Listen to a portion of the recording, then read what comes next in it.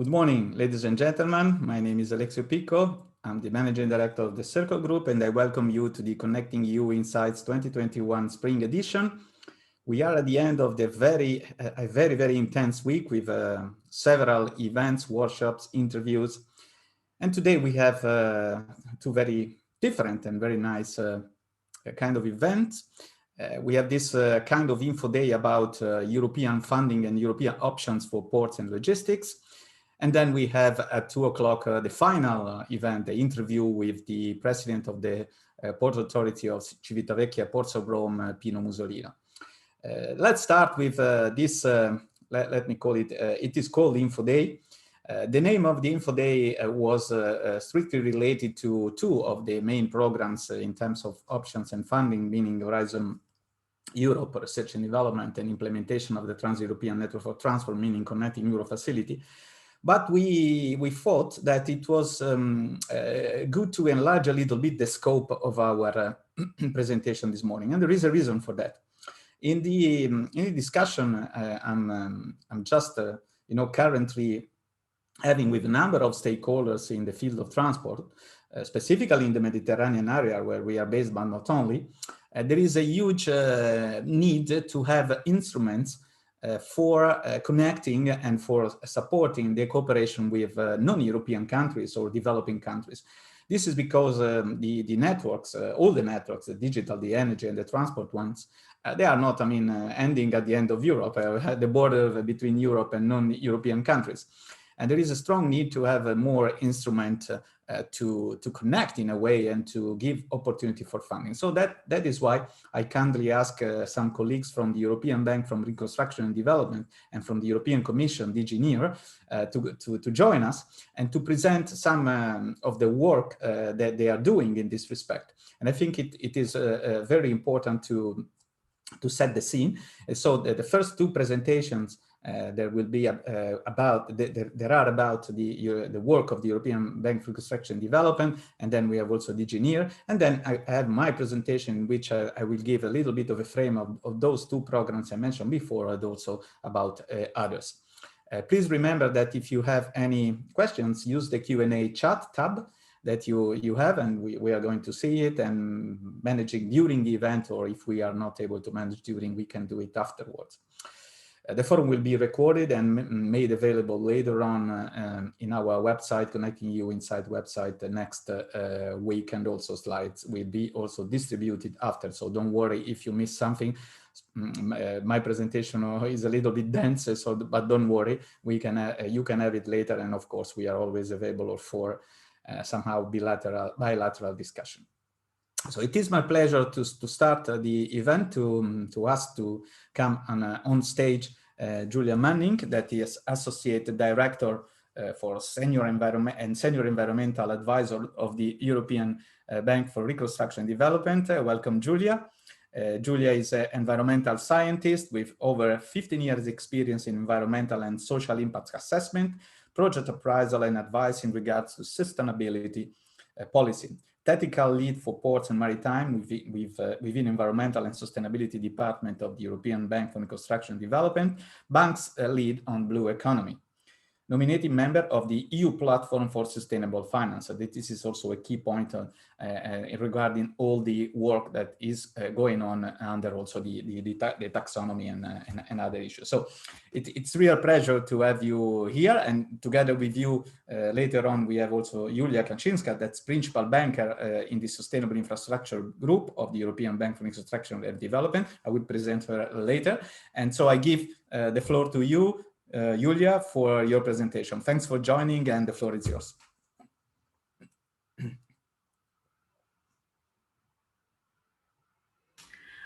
So apologies, I'm not able to start my video. This is Julia Kachynska. So yeah, Julia, we'll help you now. Okay. Thank you.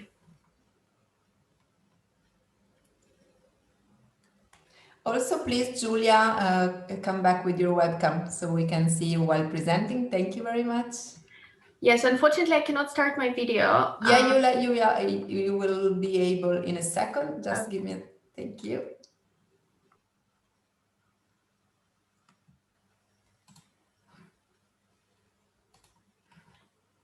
Okay, my colleague will send you a request to open your webcam, Julia, and then you will be able to do it.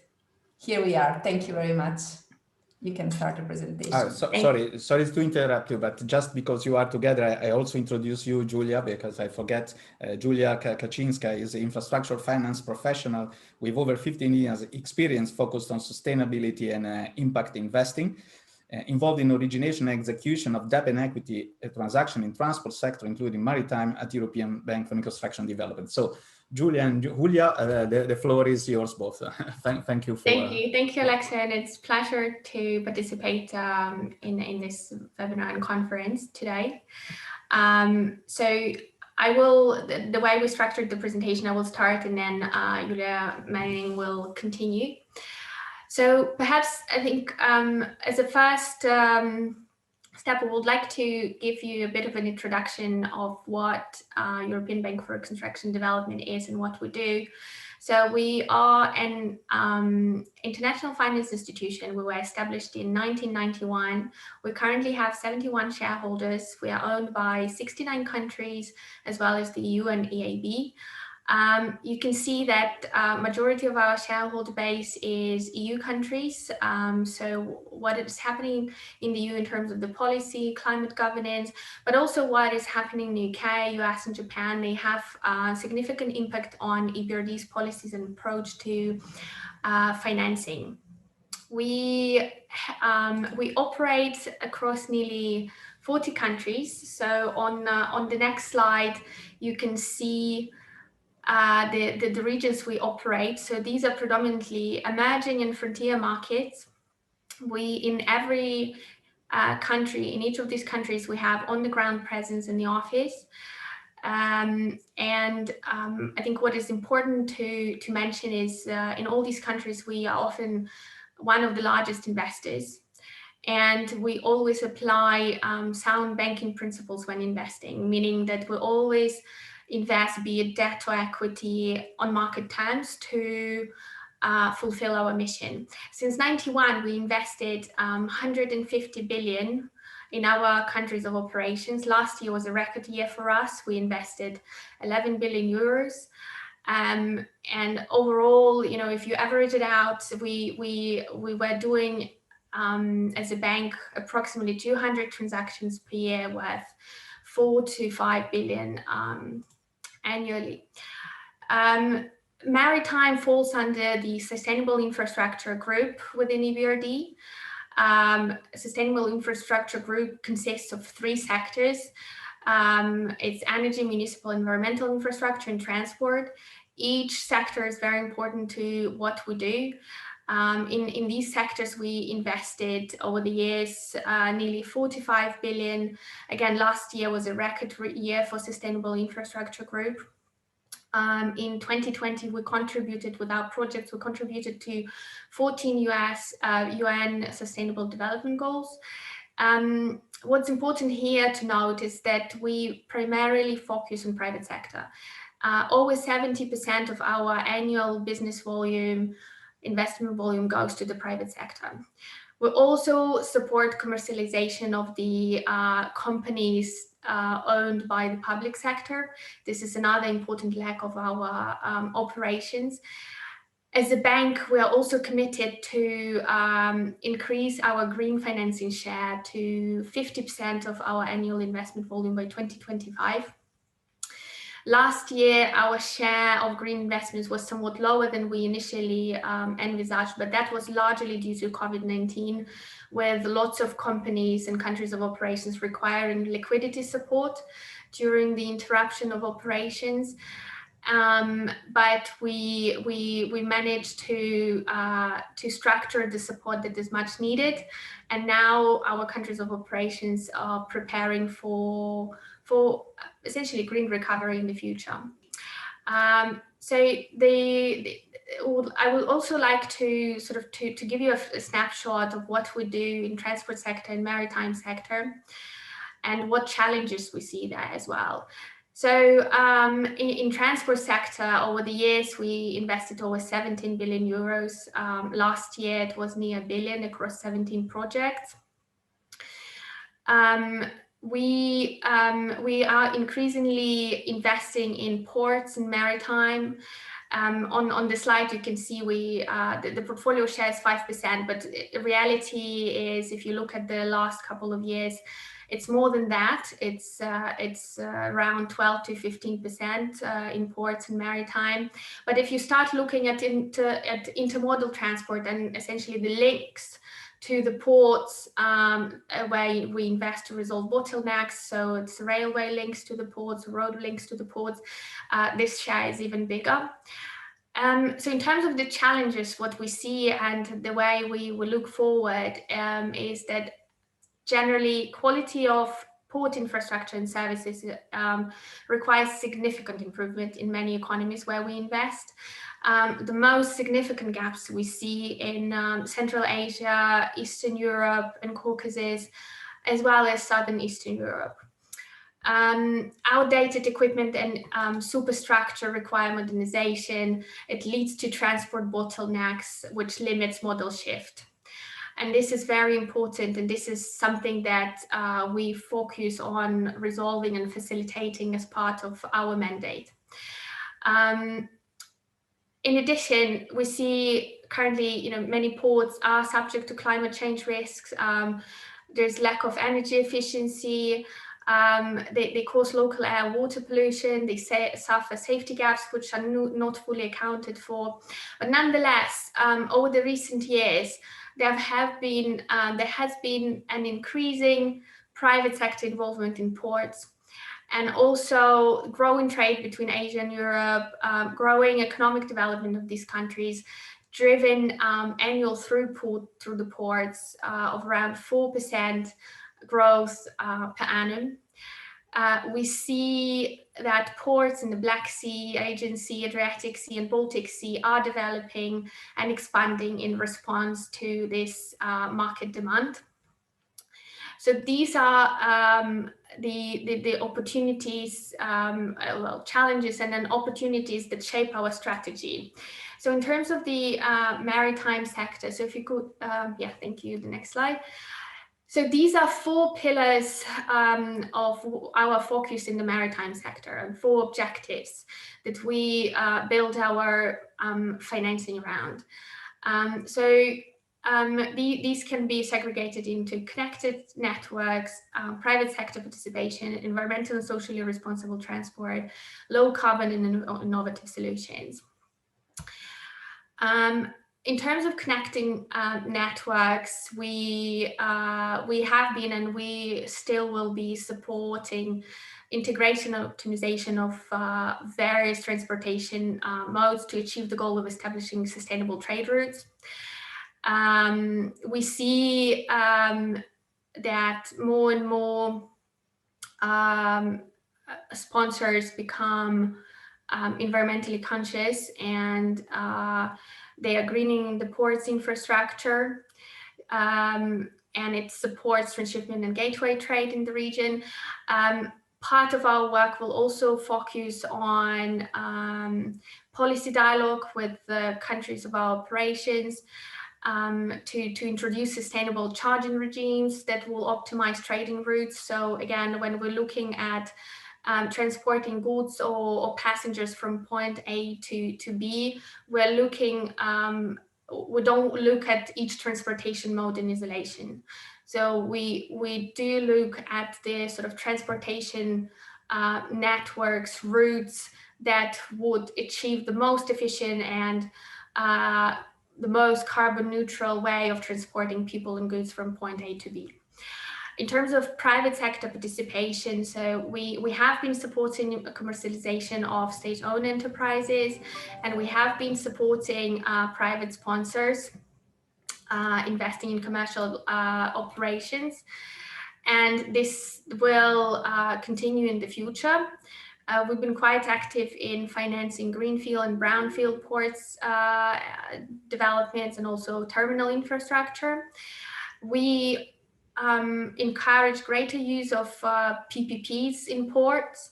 We also facilitate development of the secondary PPP market.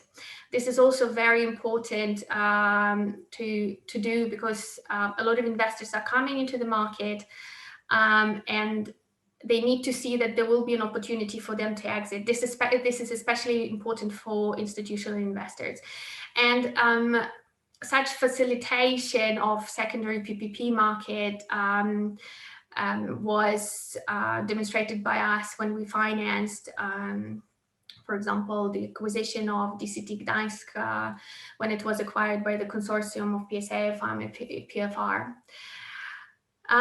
We also support and promote environmentally and socially responsible transport. So here we will focus on improved capacity to address environmental and social challenges, but also increase inclusion and promote gender equality and economic inclusion through increased access to employment and skills in the maritime sector and the port sector. And the last but not least is the low carbon and innovative solutions. So here we have a very big focus on decarbonization in both maritime, in both ports and shipping sector, a reduction of vulnerability to climate change, as well as electrification and use of cleaner fuels in the sector. We'll also focus on improved innovation and penetration of new technology. EBRD is typically, we have, let's say, higher risk appetite, and we would tap into the sectors or projects where there is a financing gap to support the development of that infrastructure. And now I would like to pass on the presentation to continue to Julia Manning.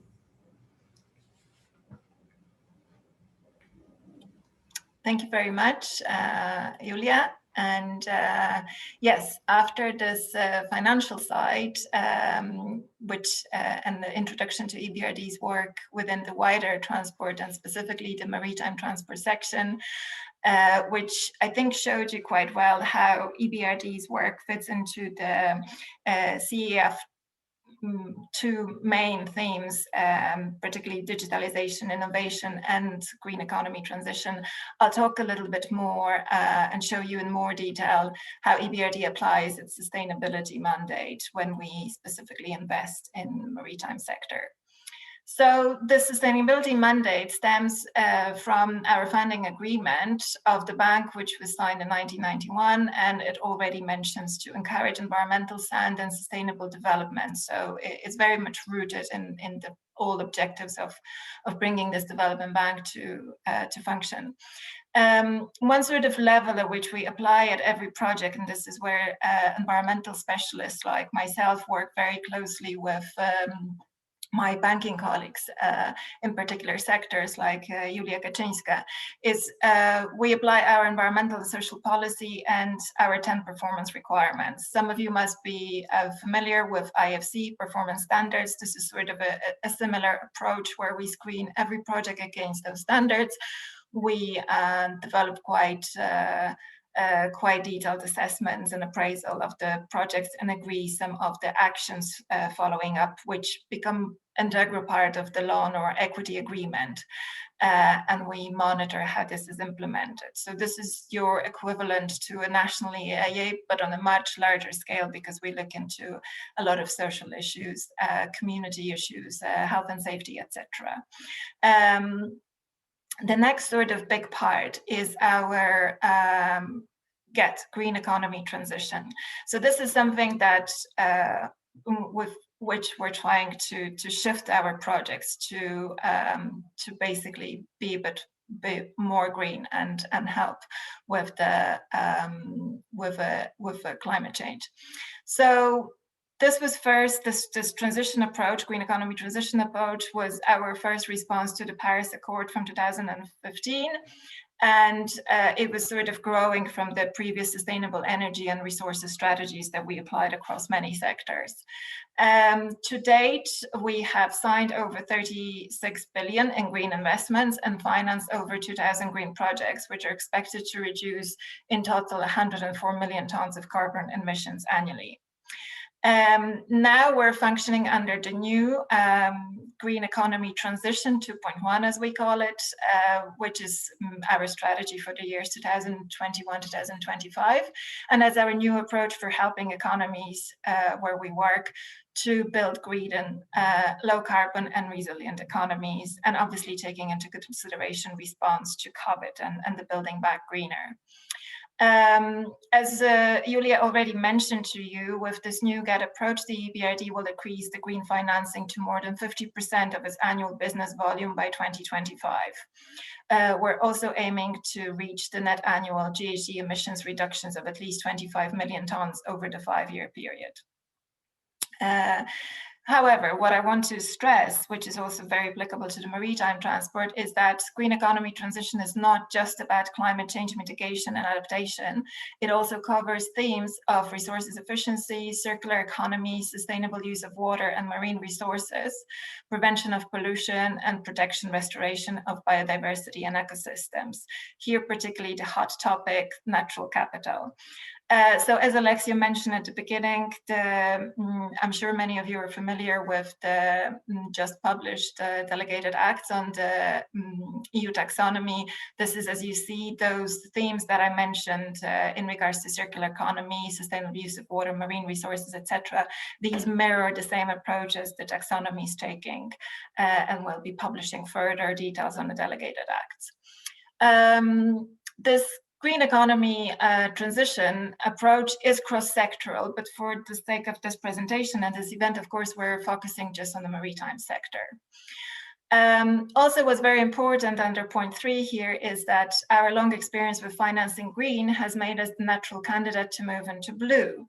And starting with our presence at the High Ocean Panel and drawing on the experience of working already in many sectors that are considered traditional blue economy sectors, EBRD has become the signatory to the Sustainable Blue Economy Finance Principles at the end of last year, and is working very actively within the UNEP-FI Sustainable Blue Economy Finance Initiative.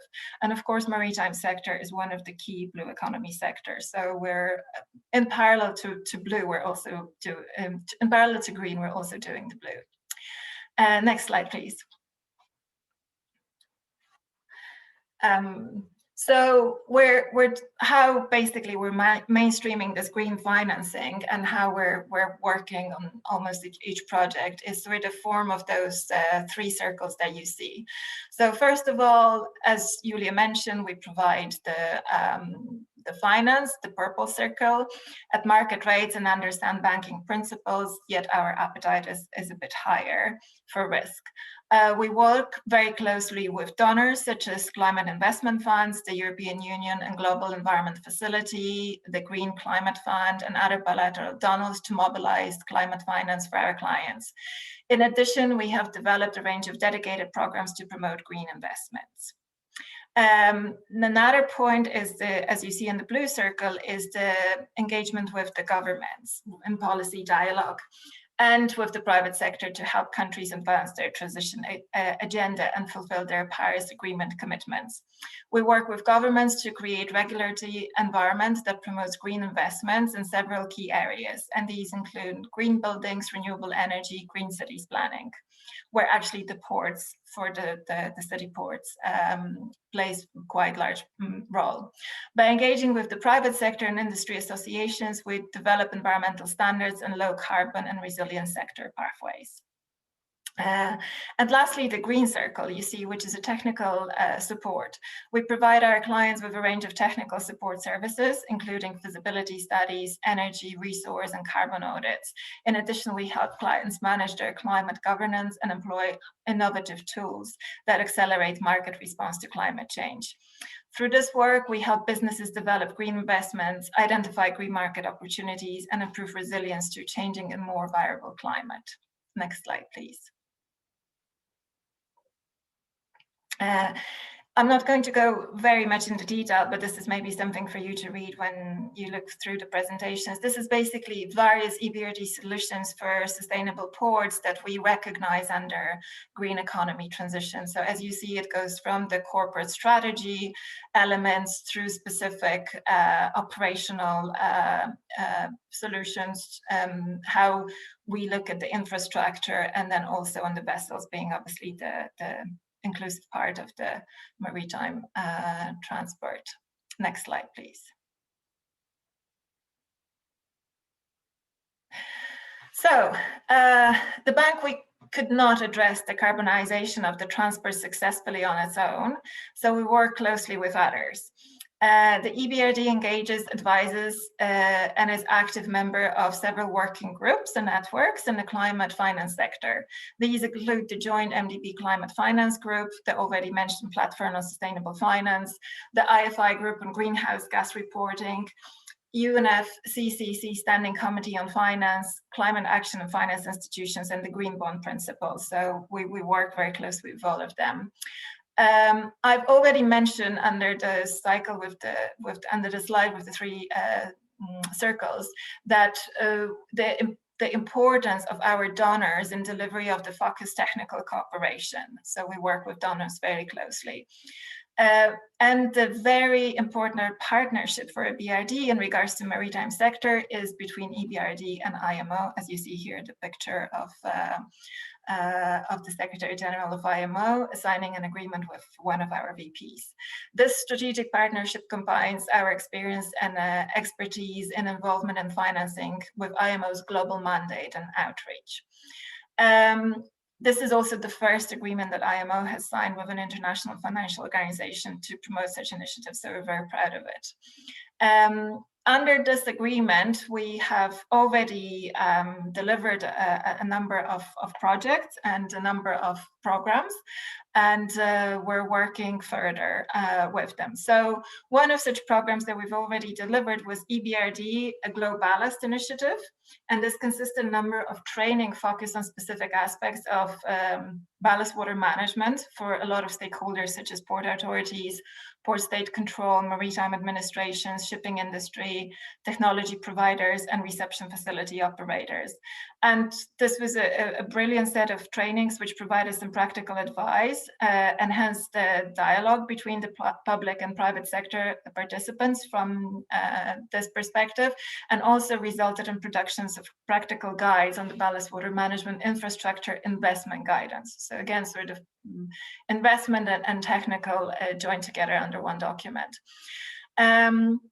The bank and the IMO exchange the know-how and the experience, and we work together with national governments to help them implement the frameworks for a fair, effective, and sustainable maritime industry. In this, we focus at the moment on Azerbaijan, Egypt, Georgia, Morocco, Tunisia, and Turkey, so some of the Mediterranean coast countries as well. This helps countries' operations to attract more investment in the sector, tackle climate change, enhance energy efficiency, and promote higher standards of health and safety. One of such, another example of what we funded was a capacity building exercise that took place in 2018 during the Georgia International Maritime Forum in Batumi. And we had participants from Georgia, Ukrainian harbor masters, Turkish officials from Ministry of Environment, among others. And it was 3 days of maths, group exercise, and joint collaboration on how to build an emission stock for ports and then producing and requisite reduction strategies. Here I'll pass shortly to Julia Kachynska to talk about FinSmart Roundtable, because this is sort of our latest strong collaboration with IMO. Indeed, thank you, Julia. So indeed, FinSmart Roundtable is the most recent collaboration with the IMO. We launched it last year, and there are 3 international organizations involved. IMO, EBRD, and the World Bank. We're very happy that the World Bank is also supporting this initiative. The ultimate goal of this initiative is to come up with a financial solution that is, say, bankable, scalable to decarbonize shipping. You know that currently IMO's target is to reduce CO2 emissions from the vessels by 50% by 2050.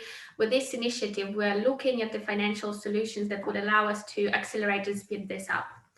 And the goal we set for ourselves is full decarbonization, or coming up with a financial solution to be able to fully decarbonize maritime or shipping industry by 2050. And that would mean that feasible financial product that can be scalable should be available already by 2030.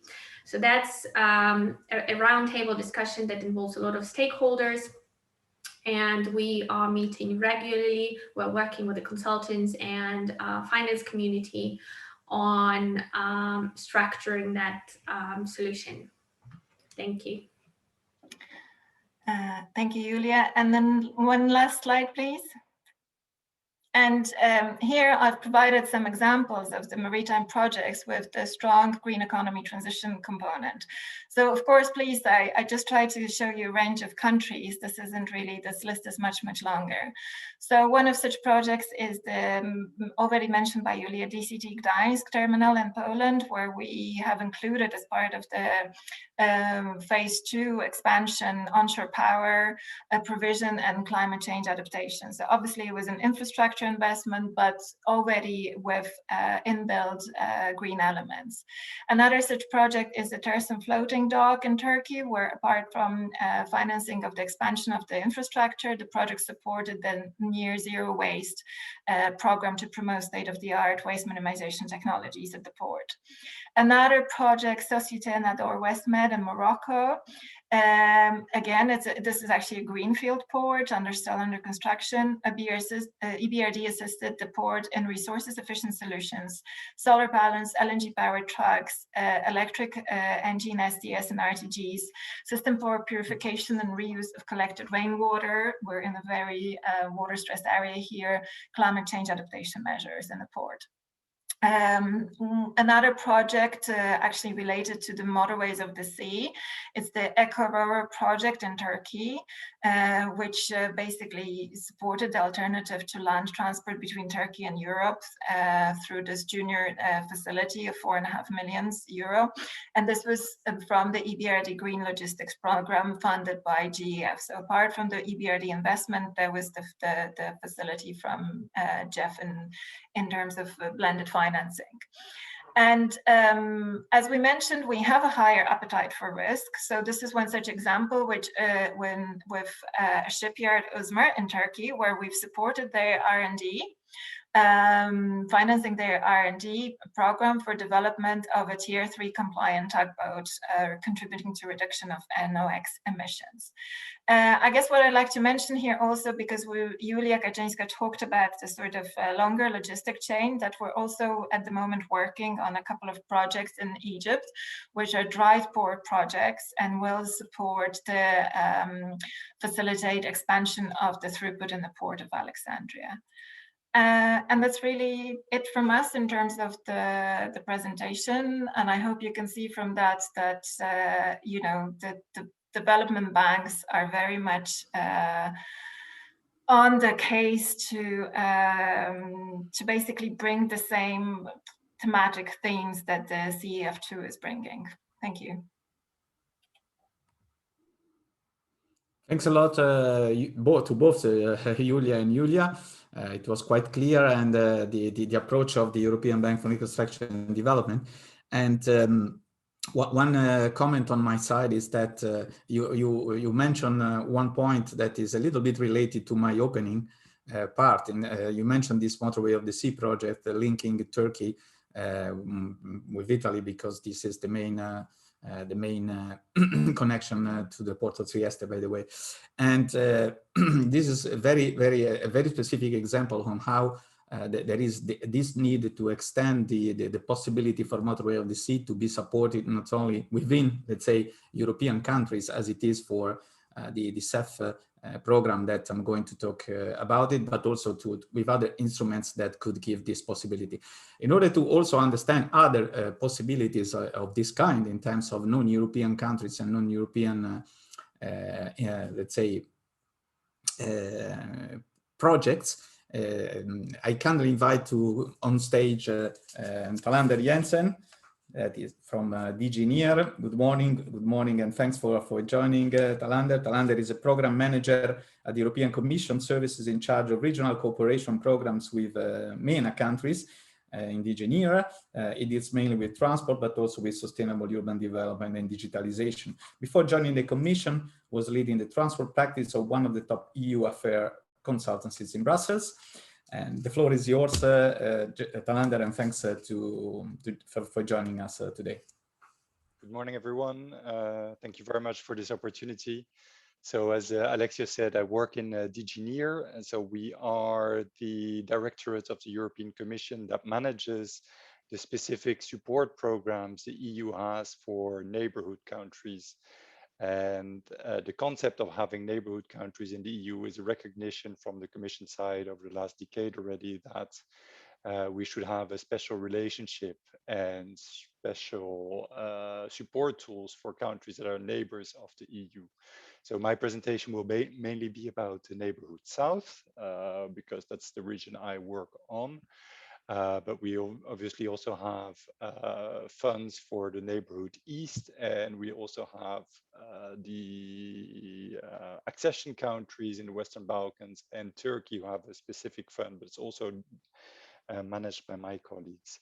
But just to say that my presentation is mainly on the south, but much of the challenges and tools are shared with those other regions.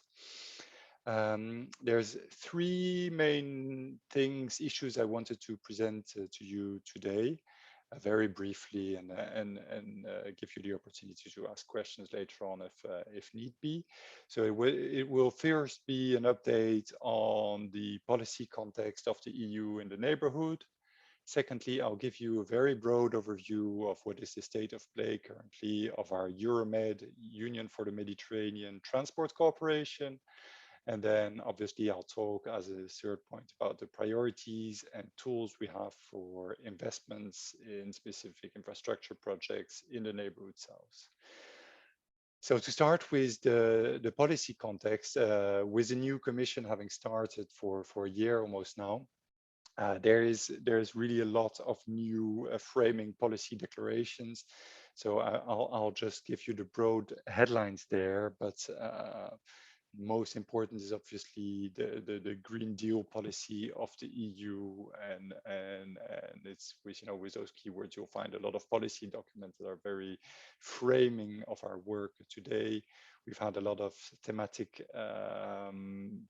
communications recently as well in the field of digital that are important for DG NEAR as well. And then we have had geographic new communications for the Western Balkans, for the Eastern Partnership, and very recently in February this year, again, a communication called about renewing the partnership with Southern Mediterranean countries. And in all of those geographic communications, transport is recognized as a key tool to foster regional integration, economic growth, peace and prosperity in neighborhood regions of the EU. So again, those are very relevant documents there. And the one specific on the neighborhood south of 2021 specifically mention on transport that the EU seeks to prioritize investments on projects that are related to the external dimension of the EU TEN-T network, which in this framework is called the Trans-Mediterranean Network for Transport. I'll talk a little bit about it later. And it also mentions that we want to continue reforms in the countries along the principle defined in the Regional Transport Action Plan. So having mentioned those two, it gives me the occasion to move on to the second part of what I wanted to talk about, is the state of play of the Euromed Transport Cooperation, Union for the Mediterranean Transport Cooperation. The last ministerial meeting we've had was in 2013, and it defined a Regional Transport Action Plan 2014-2020. And it also set the objective to adopt and validate Trans-Mediterranean Network for Transport. There's been a lot of work on that over the last years, and since 2016 we have a technical document agreed with the ministries of transport in the region. That is the indication of the external dimension of the TEN-T. And we are still currently working in the region for the political validation of this map, given the different political issues, territorial issues in the southern neighborhood. That's a very complex and sensitive file, but it remains a strong priority on our side, because having this external dimension of the TEN-T, having this Trans-Mediterranean transport network for us, is the main tool to, in our future investment, to be able to really concentrate them on interconnecting the countries in the region, and to build up a pipeline of infrastructure projects, a priority project list like that other neighborhood regions already have. So that's work that is still continuing. I've mentioned the Regional Transport Action Plan as well, that has been developed in the Euromed framework and Union for the Mediterranean. So as I said, it was a 2014-2020 plan, and we're currently working with our partner countries on defining a 21-27 cooperation plan. And that the past one and the future plan has specific actions dedicated to logistics. We want to see a coherent regional integrated logistic zones, and it has also specific actions on maritime safety, maritime security, and on ports and port reforms. And again, obviously, when we talk about ports, it's again linked to the map exercise and trying to have a regional coherent approach towards investments there. The efforts on the TMNT, the efforts on the RTAP are supported by the Commission and DG NEAR through Euromed transport projects that we finance. Those are technical assistance projects that are of regional nature. There's not many actually bilateral technical assistance in the transport domain in the neighborhood south. So it's mainly really in terms of policy dialogue, in terms of technical assistance that we provide as the European Commission. It's very much a regional file. There's various ongoing Euromed transport projects ongoing. The most important and relevant ones for you are the SafeMed projects. They are in the 4th iteration right now, and they can give already immediate support to ports in the Mediterranean regions, for example, to provide studies on port reception facilities, on LNG bunkering, etc. That's the type of actions that are supported currently already there. And we used to have in the past projects supporting capacity building and training in the field of logistics. That was done in partnership with the European Investment Bank. That one finished in recent years, and there's no continuation of that specific part foreseen there. But we have another Euromed transport project, the Euromed Transport Support Project. That one is focused mainly on road transport and international conventions there. But it has also a demand-driven pillar where, again, if there's specific needs on logistics, we can discuss possibilities of support there. But that was the update on the state of play of Euromed and Euromed cooperation there.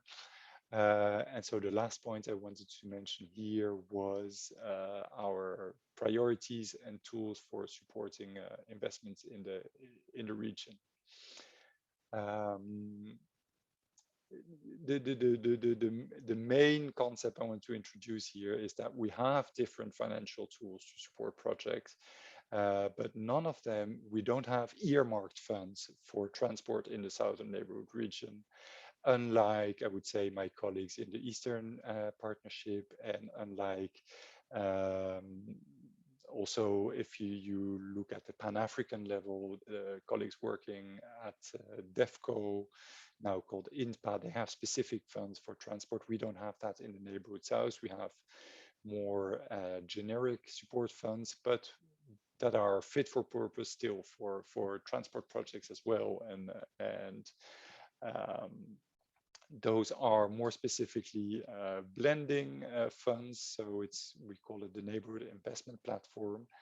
And there, on a case-by-case basis, it's more the development banks that bring those projects to us from the countries. And we check them against our priorities being in the region sustainable transport and being regional interconnection in coherence with the TMNT. And according to that, we on a case-by-case basis, we attribute funds. Those funds have been used quite a lot for transport already on the last years, but mainly on mass transit, urban type of transport projects. And then in the recent years, we've also set up new tools, guarantee tools under the EFSD, and we're working now on a new chapter of this, the EFSD Plus, where we give the possibilities to development banks to propose more portfolios of pipelines of projects in different windows. So we had windows about digital, about urban development, and we had a specific window about energy and connectivity as well. And there actually the EBRD was the only financial institution that came up with a coherent proposal for transport and logistics that covered also the Southern Neighborhood region, and which is the SLIG program. And I'm mentioning this because as the next chapter of the EFSD will be coming, it will be very important that the IFIs, the development banks, come up with new proposals. We hope that they will come with new proposals on in specific to the transport sector there in the future. Beyond the FSD and the guarantees, beyond the NIP and the neighborhood investment platform and the blending possibilities, there's a myriad of other tools that we can mobilize to support projects when they come to us. And we have more liberty here as well if you compare it to how INEA works with CEF funds in the EU context. We can have a more tailored and case-by-case approach, and it's not managed through the type of grants and calls that INEA mentioned. So feel free to reach out to us if you have a project that is still in very early stages. If you have a project that is very much ready, it's more logic to go directly to a development or an IFI, to a development bank. Feel free to go to an EU delegation as well, or to DG Move. If there's one field where we're very good in the European Commission is in forwarding emails, so the request will always come back to my desk and relevant colleagues in DG Move there as well. And we'll be very happy to look at how we can specifically support projects, because, and that's the last thing I would like to say here today. We have a very effective policy dialogue in the Euromed region. We have good technical assistance and we have good reforms happening in the countries. We would like to see more interconnection projects happening, accelerating, and we would specifically like to see more motorways of the sea projects happening in the neighborhood south. So there you will have our full attention if you come with good proposals, and we'll try to give you all the help and support possible. That's it from my side. And, thank you very much, Talander. It was quite, omni-comprehensive. We got already a question for you that from the audience is now that we are under the Brexit. Is now UK falling under your responsibilities in terms of DG or still not? No, it's not a neighborhood country. Specifically because DG NEAR is a DG that manages corporation funds, and I doubt that we will have a specific development corporation fund to help the British economy in the next years. you know, personally, indeed, I would hope that they would still rejoin the group of applicants of candidate countries to the EU. So it might still be good news if DG NEAR became responsible for it. But no, to reply more concretely, as far as I know, there's a very big central body within the European Commission, which is the Secretary General. As far as I know, it's within the Secretary General that UK relations will be dealt with at European Commission level. Thanks a lot. Thanks a lot again, Talander, and thanks again to Julia and Julia. We go now to the second part of the event, that is the overall presentation of the CEF2 and Horizon Europe and other programs, possibilities for ports and transport and shipping. First of all, there are a number of questions coming, and also let's say request of information. I want to be clear and explain the logic of this event. This event is an informative one, and specifically for the presentation I'm going to give you, it has to be a generic overview. We had 200 registered people, and more than 100 are here today, and the others, they want to be informed later on. And in this panel, we know already that there are many differences in terms of knowledge of funding, in terms of type of requests, in terms of countries, in terms of modes. So, and you know that there are so many European programs that if you want to go in detail for each of them, I think we need not one info day of 1 hour and a half, but probably 1 week or 2 weeks. So the idea that through my presentation is to give you a snapshot of all the different possibilities in terms of programs with a specific, let's say, a little bit more information on the calls that we know that we are already going to have soon in Horizon Europe for ports and shipping and logistics, and also some let's say, it's not really pre-information because the CEF2 is still not available, but just the type of projects that could be feasible, 99% in CEF, but there might be more when the work program will be available. So let me share my screen first and go to the to share my presentation. Okay. Can you confirm that you see, Gloria? You see my presentation? Yeah, thanks. Okay. So this is what we are going to see. First of all, a little bit of leading principles, meaning why you should go for funding and why which are the main features that you should look at when you decide that funding should support your business. Then we go with calls and examples of possible projects that could be shaped for Horizon Europe, the first calls on Horizon Europe and Connecting Europe facility. And then also we found that it could be important to mention other programs that could be used now or later when they will be available also for Maritime, such as the Innovation Fund or Digital Europe, that is a quite new one. Leading principle, why to go for this? Depending who you are, and again, in the panel this morning, we have I know some of you, and there are so many differences, meaning ports, port operators, IT providers, energy providers, so it's totally different. But innovation is one of the key words of funding. So if you want to deliver a service innovation for you and your customers, your stakeholders, so products innovation, technological innovation, but also if you want to have a clear analysis of your market and develop and support the development of your market, you should go for funding. And together with that, in many cases, it raises also the awareness of your brand in your specific sector, of course, in your specific area, in your specific domain. Generically speaking, this is the overall so the overall approach that you should look at when you are looking for funding. There are specific policy aims.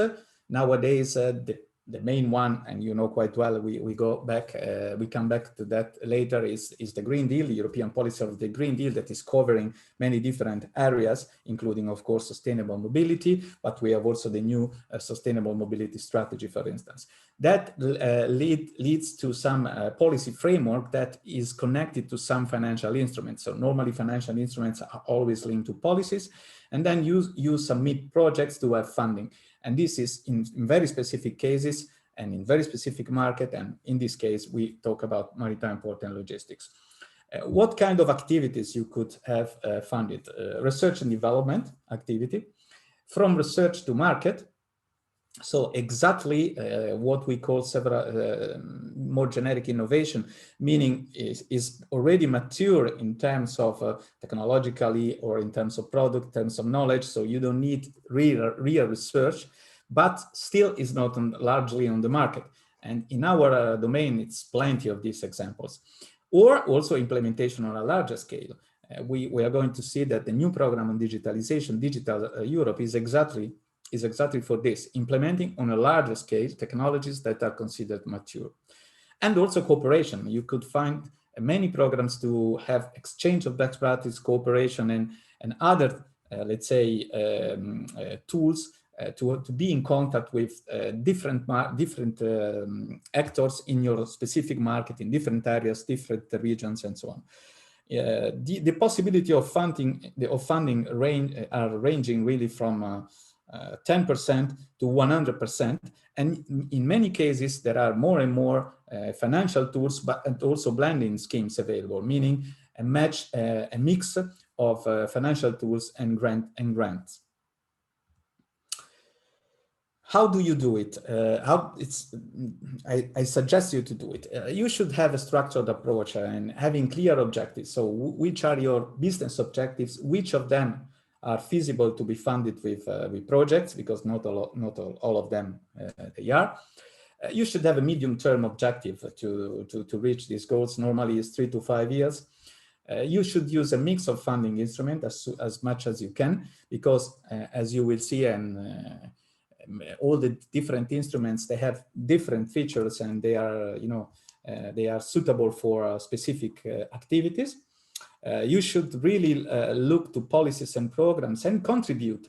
One thing that is always often, let's say not always, but often, or misled or not fully understood, is that before delivering a policy, you normally have, through your associations, through direct contact with the Commission, with direct contact with other policymakers, you can influence the policy.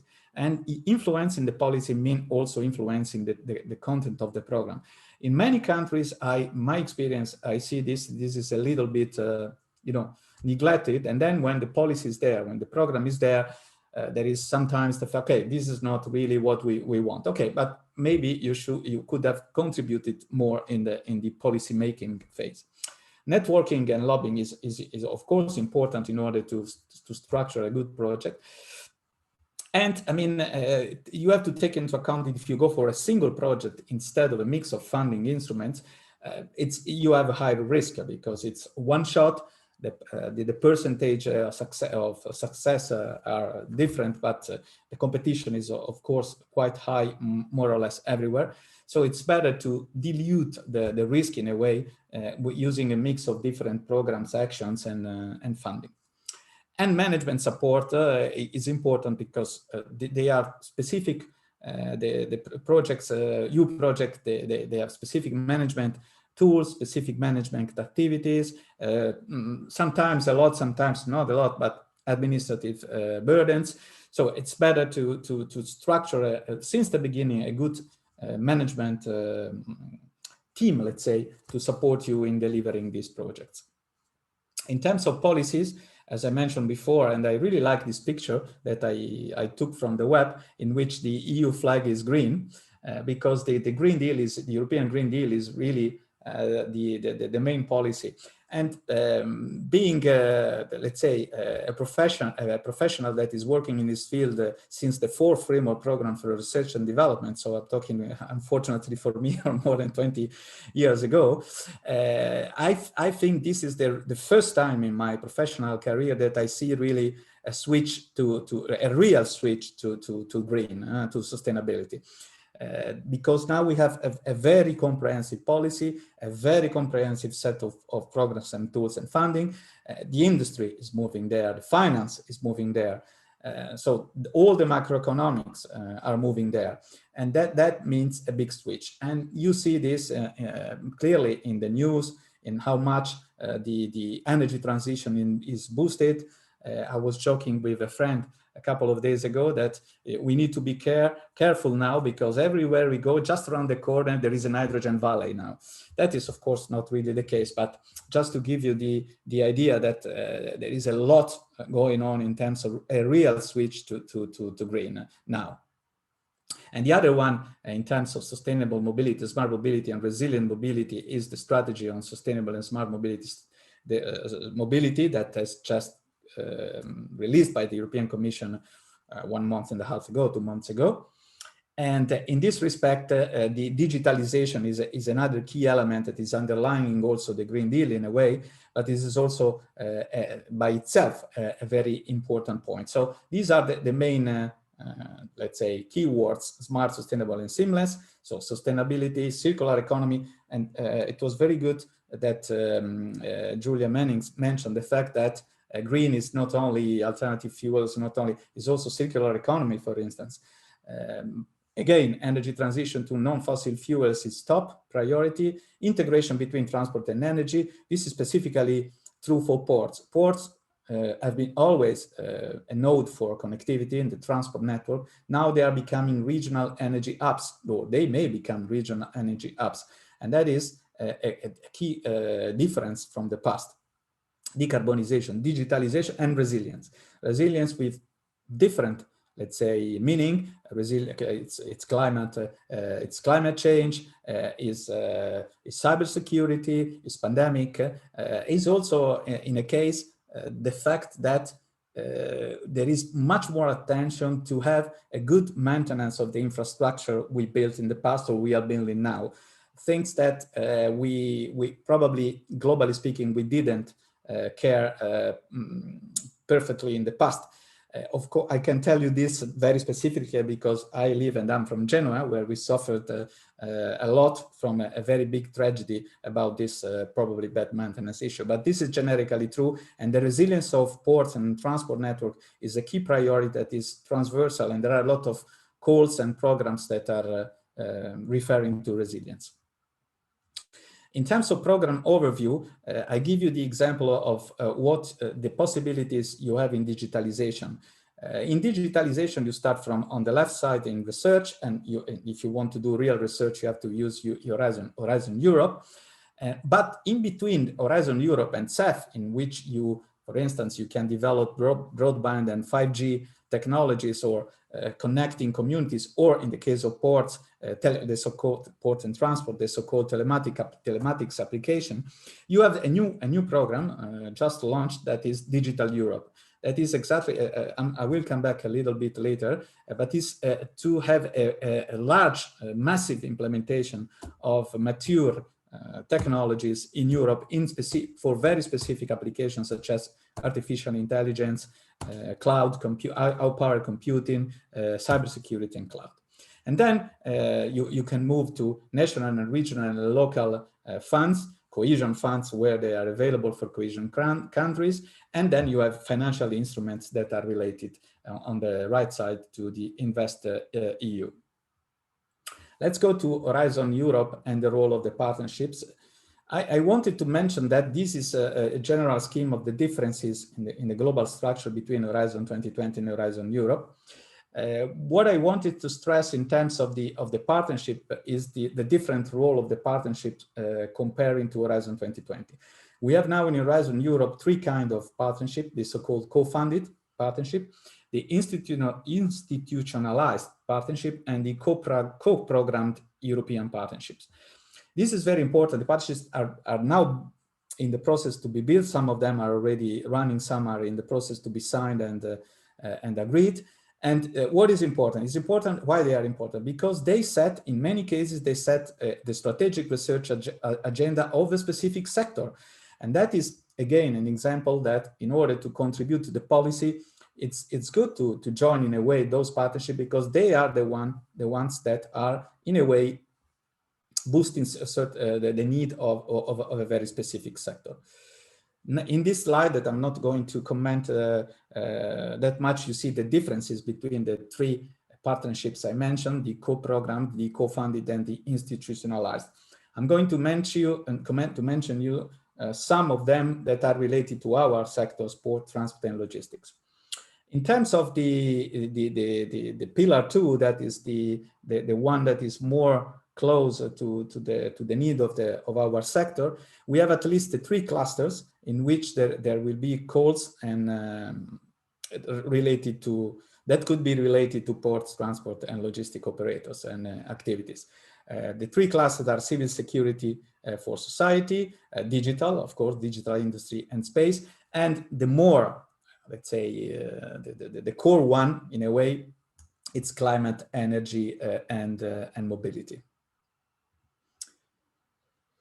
You see here a number of these, the partnership, the 3 kind of partnership I mentioned before. The ones, here you have the partnership that are related to our domain. I'm going to tell you a little bit more later on. One partnership is related to the waterborne sector. The waterborne sector has been, in terms of research, is also, let's say, as an important role of Waterborne, that is the European Technological Platform for Waterborne. The strategic research agenda of the Waterborne platform has been structured in a number of pillars that are now reflected in the calls of Horizon 2020. We have 6 different pillars: use of sustainable alternative fuels, electrifications, energy efficiency, design and retrofitting, digital green, and ports.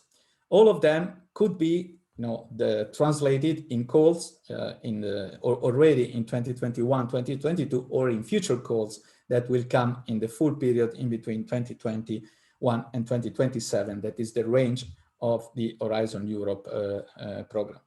These are, in the next slides, have summarized a number of calls that are dealing with the ports and the shipping side. Some of them are born, in a way, from the partnership, some of them not. You see the first, for instance, the integration of advanced power electronics. This is born in the let's say in the area of one of the partnership that is the call 2.0, whilst the third one is born within the partnership that is the zero emission waterborne transport. And the last call is enabling the safe and efficient onboard storage and integration within ships of large quantities of ammonia and hydrogen.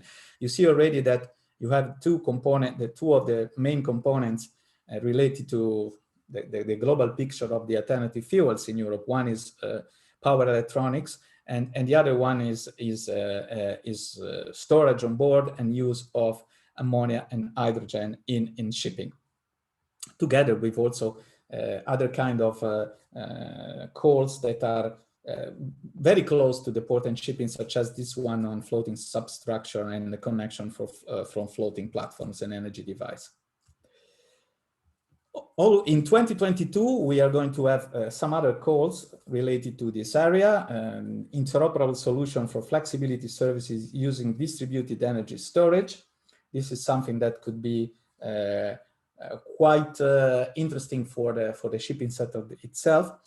Replicable solution for a cross-sectorial compliant energy ecosystem, and the one in green that is related to port but specifically to logistics. And this is why it is in green. That is advanced multimodal network and traffic management for seamless door-to-door mobility of passenger and freight transport. This is the call in which there might be the possibility to test a number of different traffic management and IT tools for door-to-door freight, meaning supply chain, or also door-to-door mobility of passengers. This is probably one of the most interesting one for 2021, for 2022. In 2021, we have also some other calls. I would mention the second and the third mainly. The second is about onboard storage and integration. No, this is already mentioned, sorry. The last one I would mention is the transformation of existing fleet towards greener operation through retrofitting. This is again concerning the shipping side that is supported to understand the best way to retrofit the vessel.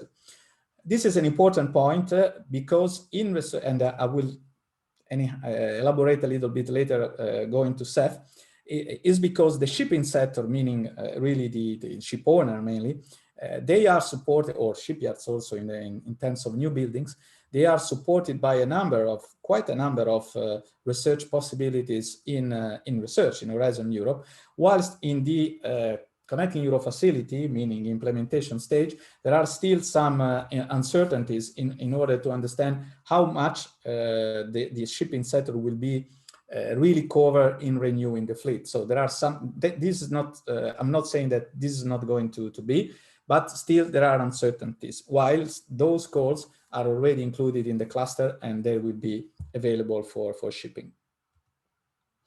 In terms of ports and logistics, there are three main partnerships that are working in this respect, and they are responsible for strategic research agendas that could lead to calls interesting for logistic operators.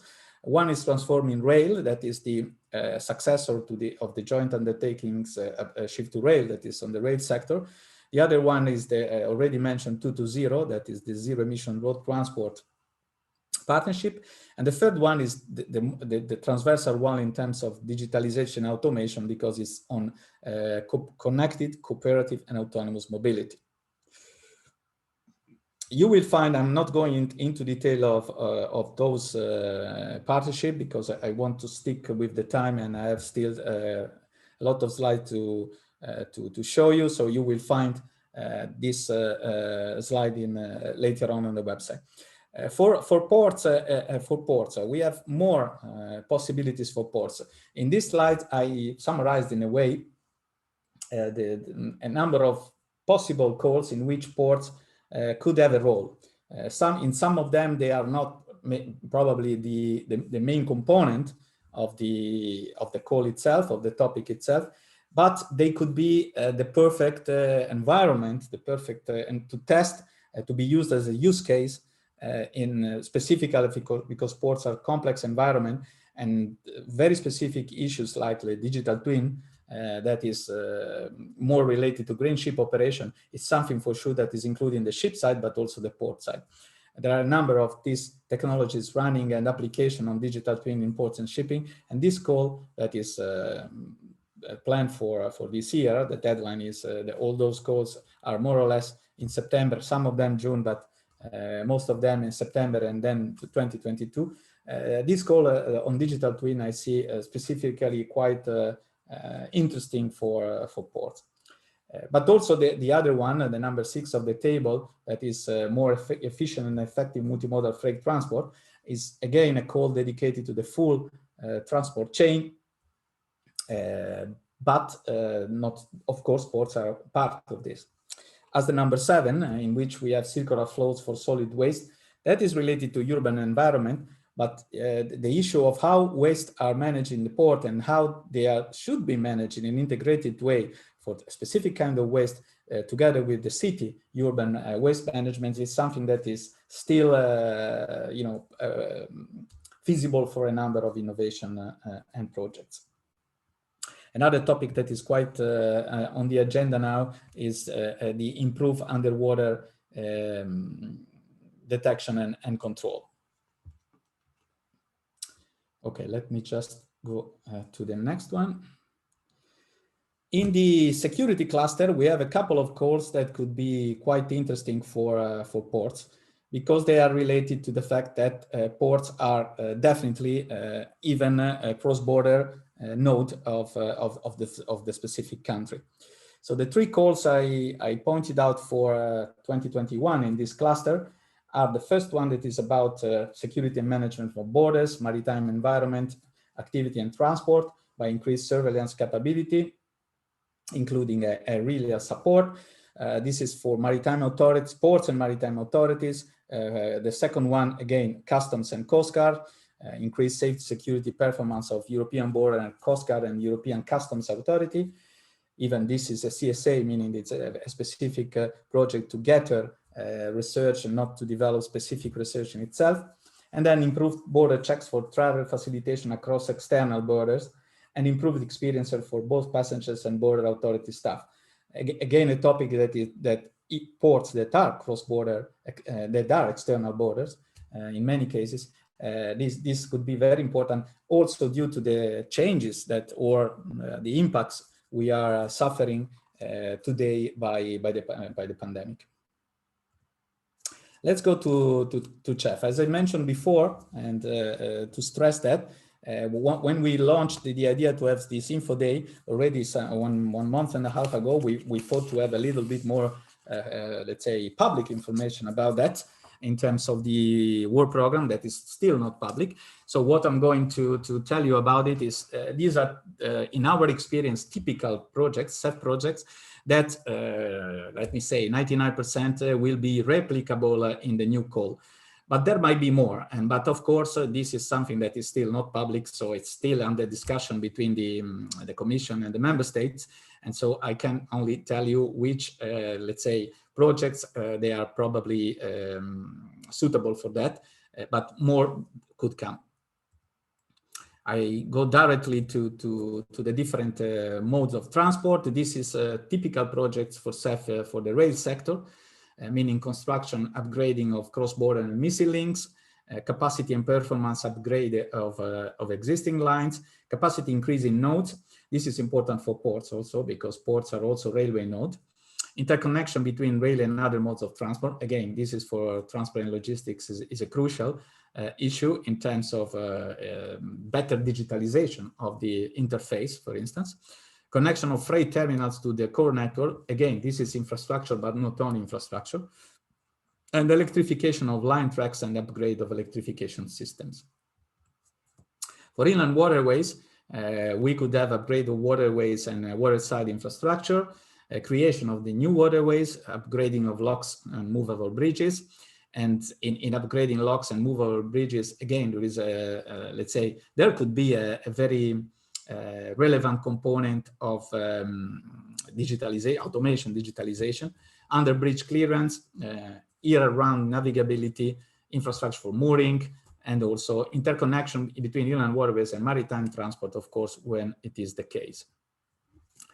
For ports, we have a number of possibilities in terms of safe access through navigational aids, basic and waterside infrastructure, shoreside electricity supply, port reception facilities. Again, this is a bit related to, not in research now, but in implementation, to the waste subject I mentioned before.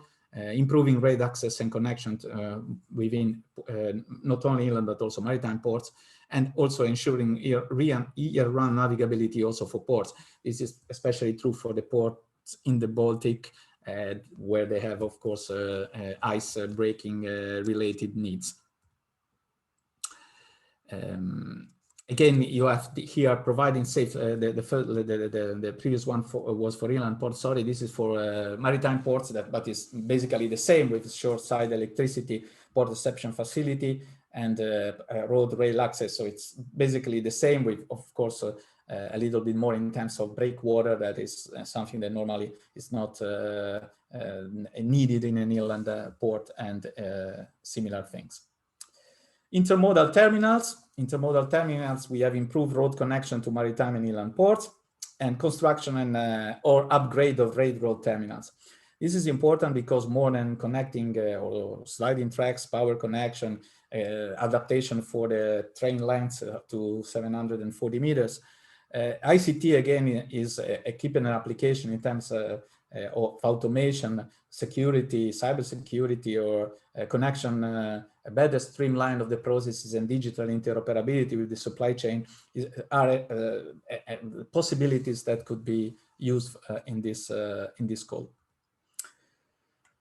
In the frame of sustainable and multimodal mobility, the new program should be, of course, in line with the Green Deal and the energy transition, and favoring the rollout of electricity fast charging. This is true for not only for maritime transport, but this is also for road. hydrogen refueling, such as LNG refueling, and the full deployment of alternative fuel for 20 maritime ports, inland waterways, and inland ports, and also airports. What is important to mention is that the approach of CEF2 and the new policy, and also this will be also reflected in the new 10T revision, is that neutral technologically neutrality, meaning that there is not a preference or a priority in any of this technology, but something that, let's say, an assessment that should be based on the impacts of the specific project.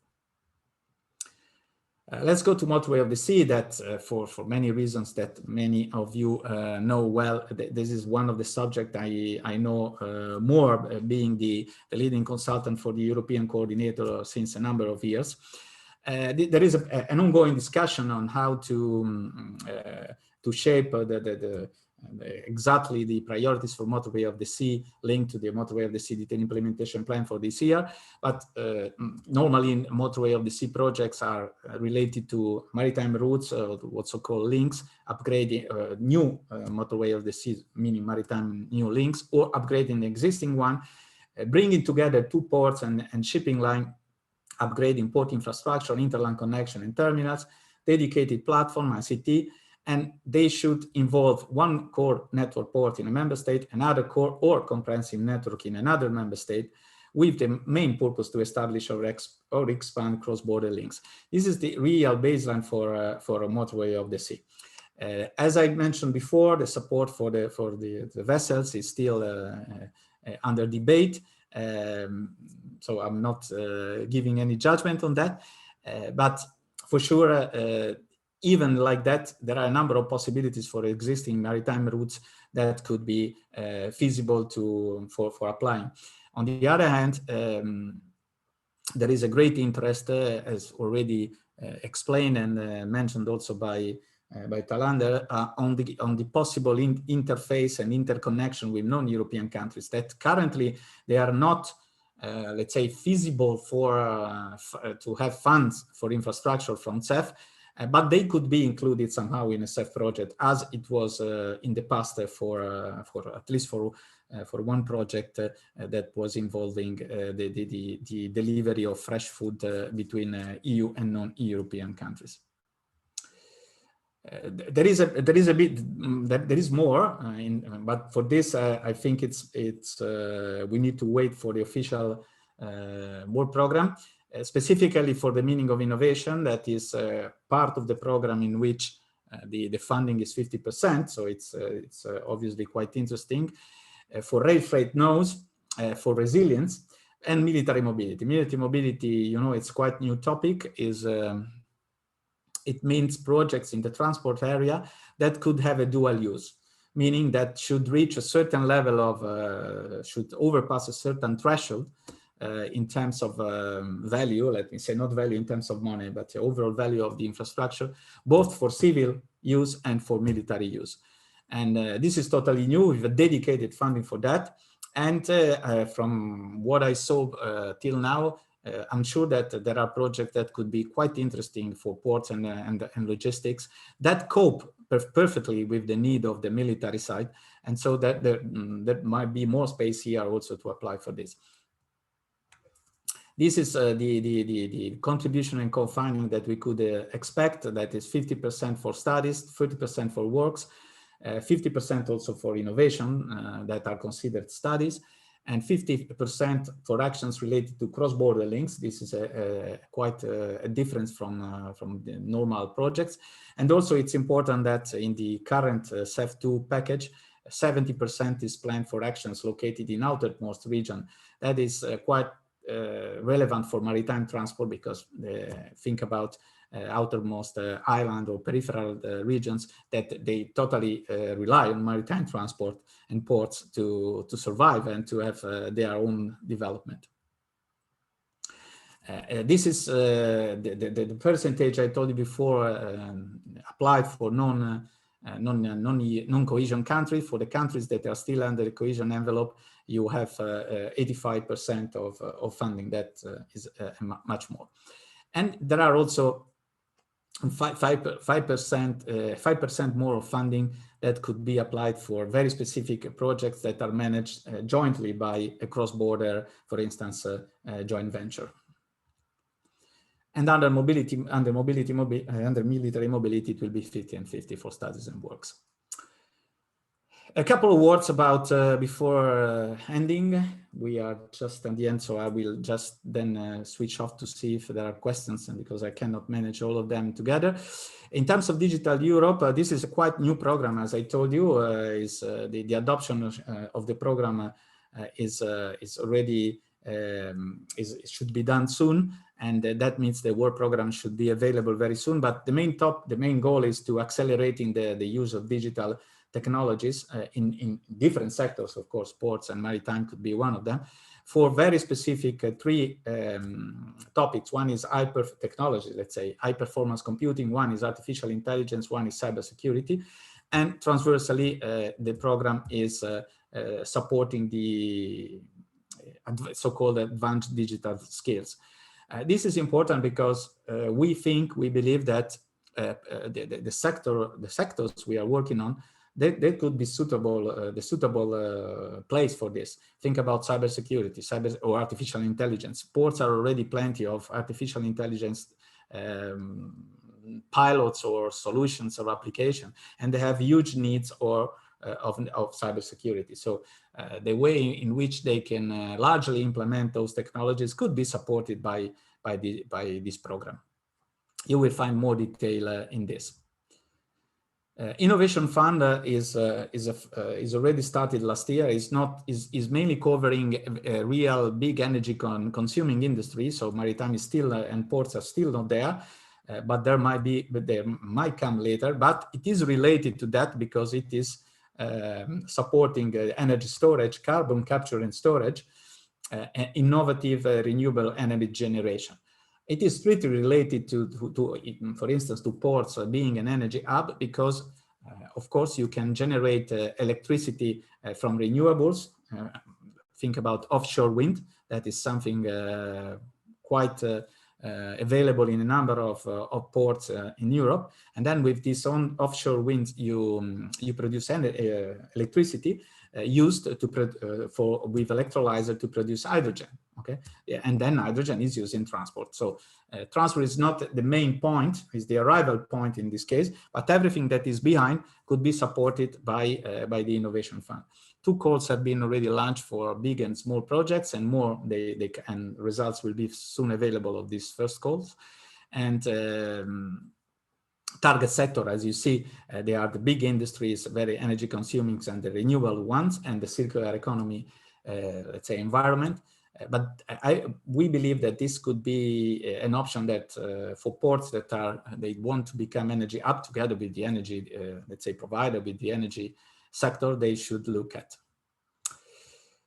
And finally, I may say that these were only a couple of possibilities. At least there are other 2 that I mentioned here, but there are many more.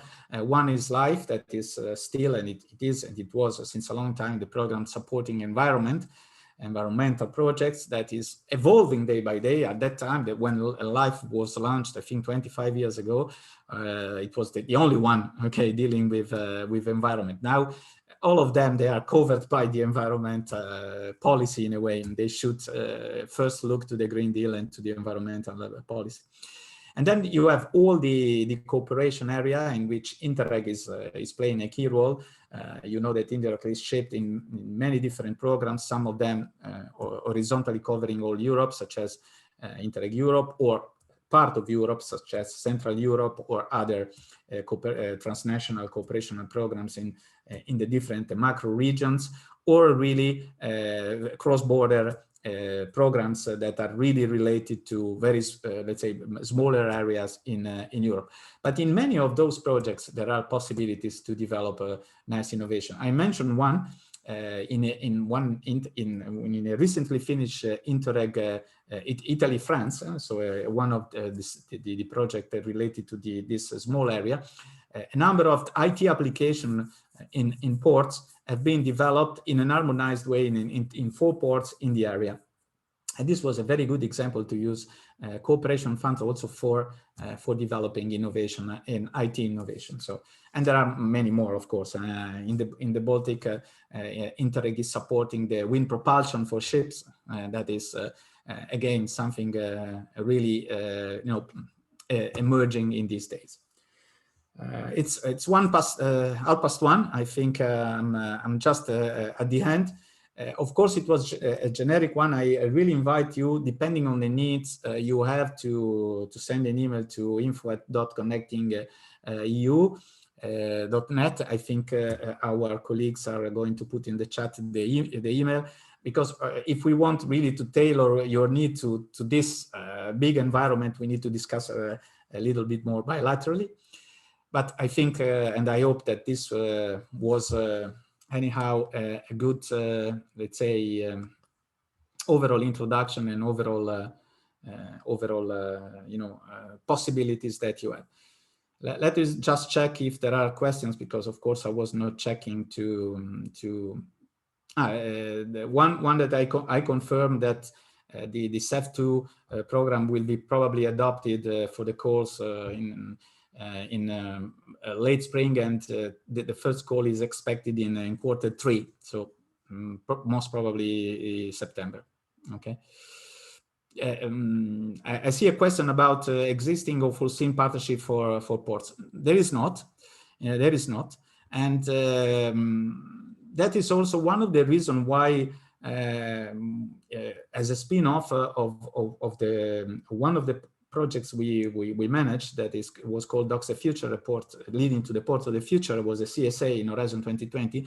We created the Port of the Future Network of Excellence, that is called Docks the Future as the project, that has been joined already by 20 ports in Europe and all over Europe. And this network is exactly, it doesn't want to be a partnership right now, but it's based on a willingness to cooperate, but to set up exactly the technological baseline to develop projects for ports, for the most innovative ports. We have big ports in it, small ports in all the different regional sea basins in Europe.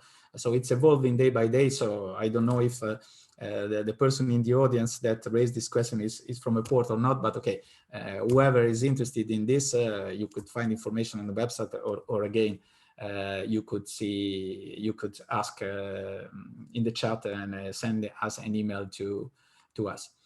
Let me say.